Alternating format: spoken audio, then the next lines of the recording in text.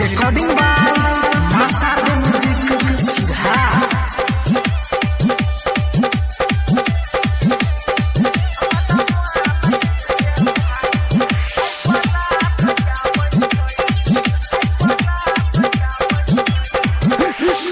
अंगना में बने ओकर मोरा बाकी धर कैचिया रबा दे चेहरा ओकर याद आबै छै कि काल्हि चला जेतै ससुरा हमारा मालक के रे भाई आई बरात आबै छै छोड़ के चला जेतै ससुरा हमारा मालक के रे भाई आई बरात आबै छै।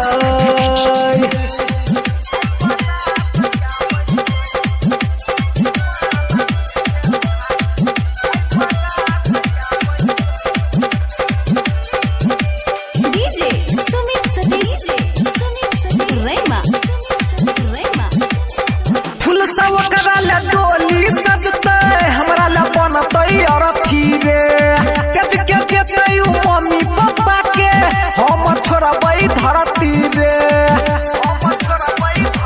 हाँ हाँ फूल सब करा ले डोली सजते हमरा ला बनतै अरथी रे कच के जेतै मम्मी पापा के हम छोड़बै धरती रे।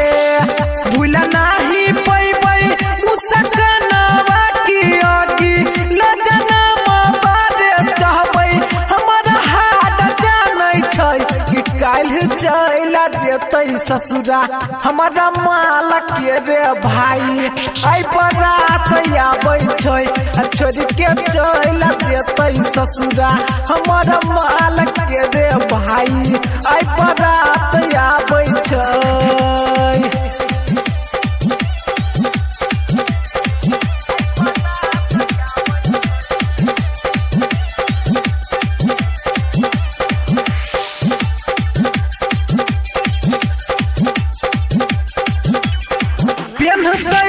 लाल साड़ी हम ओढ़बै कफन रे सुततै भतार के गोद में हम रहबै दफन रे। हाँ हाँ पेन्हतै लाल साड़ी हम ओढ़बै कफन रे सुततै भतार के गोद में हम रहबै दफन रे। राम कुमार जिन पैबै जहरिया किनके खैबै पंकजबा ओकर याद सताबै छै कि काल्हि चला जेतै ससुरा हमारा मालक के रे भाई आई बरात आबै छै छोड़ के चला जेतै ससुरा हमारा मालक के रे भाई आई बरात आबै छै।